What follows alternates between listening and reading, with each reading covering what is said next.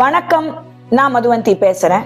அதாவது 4 நாளைக்கு அப்புறம் பதில் கொடுத்திருக்காரே, அது எப்படி செய்யலாம்? இந்த தாவேகா தற்குறிஸ்கெல்லாம் நான் சொல்ல விரும்புறது ஒரே விஷயம்தான்.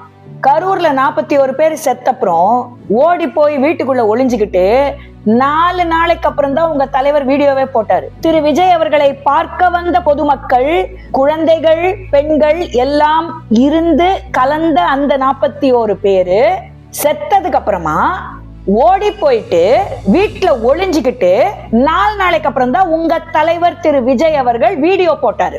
இது அப்படி கிடையாது. சூப்பர் ஸ்டார் ஒரே தலைவர் திரு ரஜினிகாந்த் அவர்கள் 4 நாளைக்கு அப்புறம் இத பத்தி ஒரு ட்வீட் போடுறாருன்னா இது அவருக்கு தனிப்பட்ட முறையில் தாக்கிய ஒரு விஷயம். இதனால எந்த உயிருக்கும் எந்த சேதமும் நடந்துடல. கோடானு கோடி ரஜினி ரசிகர்களுக்கு தான் மனசுல சேதம் நடந்துருச்சு. அதனால 4 நாள் கழிச்சு அவர் பதில் போட்டாலும் சரி, 40 நாள் கழிச்சு அவர் பதில் போட்டாலும் சரி, அதை பத்தி எல்லாம் பேச உங்க யாருக்கும் யோகியதை கிடையாது. ஃபர்ஸ்ட் இதை புரிஞ்சுக்கோங்க. என்ன, நான் இனிமே ஸ்ட்ராங்கா தான் பேசுவேன். ஏன்னா நீங்க யாரும் ஒரு பேசிக் டீசென்சி கூட இல்லாம எப்படி எல்லாம் பேசிக்கிட்டு இருக்கீங்க, யார பத்தி எல்லாம் என்னெல்லாம் பேசிட்டு இருக்கீங்கிறத தமிழக மக்கள் பார்த்துக்கிட்டு தான் இருக்காங்க. ஆனா நான் உங்க லெவலுக்கு எல்லாம் இறங்க மாட்டேன். உங்களை மாதிரி தரக்குறைவாலாம் நான் பேச மாட்டேன். நான் பேசுறதுல கண்டிப்பா கண்ணியம் என்னைக்கும் இருக்கும். திரு ஆதவ் அர்ஜுனா அவர்கள் பெரிய அறிவு சார்ந்த ஒரு கருத்தை சொல்லிட்டதா நினைச்சுக்கிட்டு ஒரு ஸ்பீச் கொடுத்தாரு. தேவையே இல்லாத அந்த ஸ்பீச்சை சம்பந்தமே இல்லாத ஒரு போராட்டத்துல அவர் நொழ்த்தினாரு. நான் பாவம், அவருக்கு பப்ளிசிட்டி வேணும். திரு ரஜினிகாந்தை பத்தி பேசினா பப்ளிசிட்டி கிடைக்கும், அதனால அவர் அதை பேசினாரு. அண்ட் அதை சொன்னதுக்கு முதல்ல கண்டனம் தெரிவிச்சது நான் தான். ஒரு ரஜினி ரசிகையா, குடும்ப நபரா நான் கண்டனம் தெரிவிச்ச என்னுடைய தனிப்பட்ட முறையில.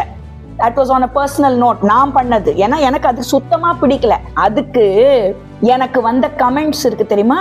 உங்க தாவேகா தற்குறிஸ் கொடுத்த கமெண்ட்ஸ் எவ்வளவு அசிங்கமா, எவ்வளவு தப்பான வார்த்தைகளை பிரயோகப்படுத்தி கமெண்ட்ஸ் கொடுத்துருக்கீங்கிறது நான் பார்த்தேன். என் டீம்ல இருக்கிறவங்க எல்லாம் பார்த்தேன். Not that we care.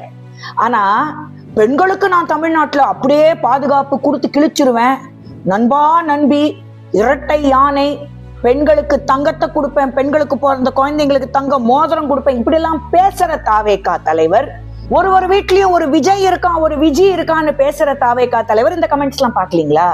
உங்க ஐடி விங்ல இருக்கிற வர்ச்சுவல் வாரியர்ஸ் கிட்ட உங்களுக்கு சொல்ல தெரியாதா இந்த மாதிரி ஒரு பெண்ணை பத்தி கமெண்ட் பண்ண கூடாதுன்னு? ஏன் உங்க சம்பந்தப்பட்ட உங்க நண்பரை பத்தி கமெண்ட் பண்ணும் பொழுது கோபம் வருது இல்லீங்களா?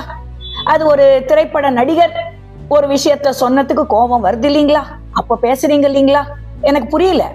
அதாவது உங்களுக்கு வலிச்சா ரத்தம், எங்களுக்குலாம் அது வலிச்சா தக்காளி சாஸா? எப்படிங்க? ஆனா அதெல்லாம் நீங்க கண்டனம் தெரிவிக்கல. சரி, ரைட்டு. உங்க கட்சியில இருந்த பொண்ணுக்கே அசிங்கமா மார்க் பண்ணி கமெண்ட்ஸ் போட்ட கும்பல் தானே. அப்ப எங்க இருந்து மாற போறீங்க? ஏன் நான் இத பத்தி இப்ப பேசுறேன்னா, திரு ரஜினிகாந்த் அவர்கள் இப்போ ஒரு ட்வீட் போட்டார். அது ஒபிஷியலா அவரோட லெட்டர் ஹெட்ல இருந்து வந்த ஒரு ஸ்டேட்மெண்ட். அது of course it's across all social media.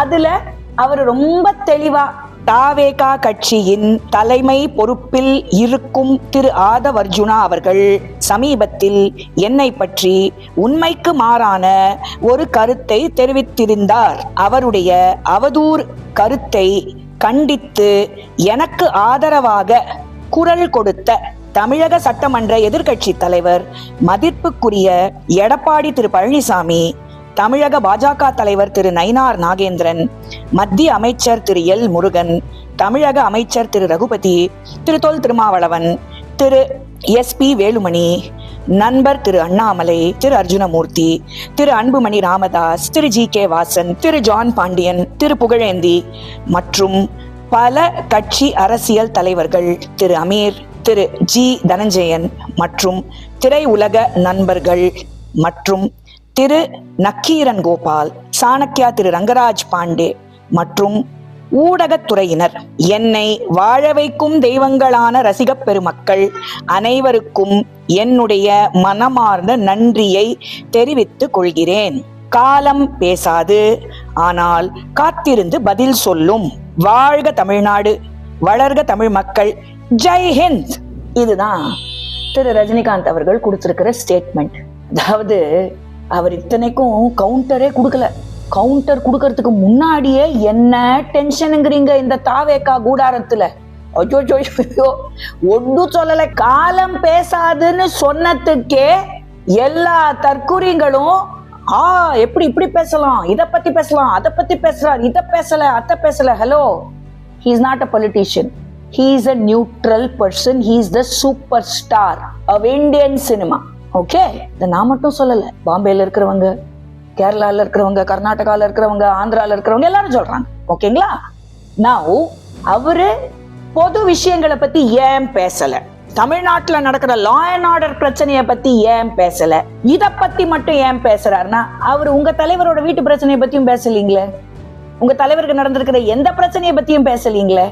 இத பத்தி ஏன் பேசியிருக்காரு? நீங்க தேவையில்லாம அவரை வம்பு கிழக்குறீங்க. யூ டச் அ பார்ப்ட் வயர், உங்களுக்கு தான் பெரிய லெவல்ல ஷாக் அடிக்கும். இத்தனைக்கும் வெறும் இப்ப ஷாக்கு கூட அடிக்கல, ஜஸ்ட் ஒரு ஷார்ட் சர்க்கிட் தான் அடிச்சிருக்கு உங்களுக்கு.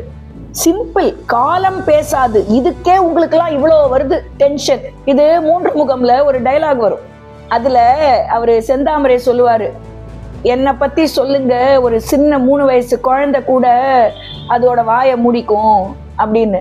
அப்ப இவரு சொல்லுவாரு, அதே குழந்தை கிட்ட போய் அலெக்ஸ் பாண்டியன் பேர் சொல்லு, அதோட அம்மா வாயையும் சேர்த்து மூடும் அப்படின்னு. அதுதான் இப்ப நடந்துகிட்டு இருக்கு. புரியுதுங்களா? லிட்ரலா இல்ல, உடனே அப்படி வந்துடாதீங்க எல்லாரும், உங்களுக்கு எல்லாம் அப்படிதானே, அறிவே இல்லையே, நான் என்ன பண்றது? நான் ஏன் இதெல்லாம் சொல்றேன்னா, அவர் வெறும் காலம் பதில் சொல்லும்னு சொன்னதுக்கே இப்படி டென்ஷன் ஆகுறீங்களே. அவர் நிஜமாவே ஒரு கவுண்டர் கொடுத்திருந்தா நீங்க எல்லாம் என்ன ஆயிருப்பீங்க? இதுல பேச்சு வேற. இப்போ எதுக்கு பேசுறாரு, அப்போ ஏன் பேசல, இப்போ ஏன் பேசல? உங்க தலைவர் மட்டும் எப்போ 2022 எதுவுமே பேசல, அரசியலுக்கு வந்தப்புறம் தானே எல்லாம் பேச ஆரம்பிச்சிருக்காரு. அப்போ இவரு எப்போ பேசினா உங்களுக்கு என்ன? இத்தனைக்கும் அவர் எந்த பொது பிரச்சனையை பத்தியும் வாயை திறக்கலையே. அவருக்கு வந்த ஒரு விஷயத்த, அதுவும் இவ்வளவு பெருசா அது ஆனதுனால அவரு பேசுறாரு. என்ன தப்பு இருக்கு? Can't a man thank the entire group of people who defended him? இதுல என்னங்க தப்பு? அவர் நன்றி தானே சொல்லியிருக்காரு மேக்சிமம். அதுக்கே ஏங்க உங்களுக்கு எல்லாம் பிதிருது? அப்படியே உங்க கூடாரம் ஆடுது என்னமோ. ஆடுங்க ஆடுங்க, நல்லா ஆடுங்க. இன்னும் என்னெல்லாம் நடக்க போகுதுன்னு பார்க்க தானே போறீங்க. அதுவும் தலைவர் டைலாக் தான், பார்க்க தானே போறீங்க இந்த காளியோட ஆட்டத்தை அப்படிங்கிற மாதிரி தான். பார்க்கத்தானே போற இந்த காளியோட ஆட்டத்தை. இனிமேதான் ஆட்டமே ஆரம்பம், பாருங்க. ஆனா ஒண்ணு சொல்றேன், தமிழக மக்கள் இது எல்லாத்தையும் பார்த்துக்கிட்டு இருக்காங்க. and they understand எது கரெக்ட், எது தப்பு, யாரு நிஜமாவே ஒரு பொலிட்டிக்கல் நாலேஜ் இருந்து வேலை செய்யற ஒரு பொலிட்டீஷியன், யாரு சும்மா கேரவேன்ல இருந்து குதிச்சுட்டு வந்து பஞ்ச் டைலாக் கொடுக்கிற ஒரு actor who thinks he is a politician. இது எல்லாம் மக்கள் பார்த்துக்கிட்டு தான் இருக்காங்க. கம் April 23rd இது எல்லாத்துக்கும் தலைவர் சொன்ன மாதிரி காலம் பதில் சொல்லும். எங்க அப்பன் திருப்புறங்குன்ற முருகன் அந்த பதில கொடுப்பான். வணக்கம். பாரத் மாதா கி ஜெய்.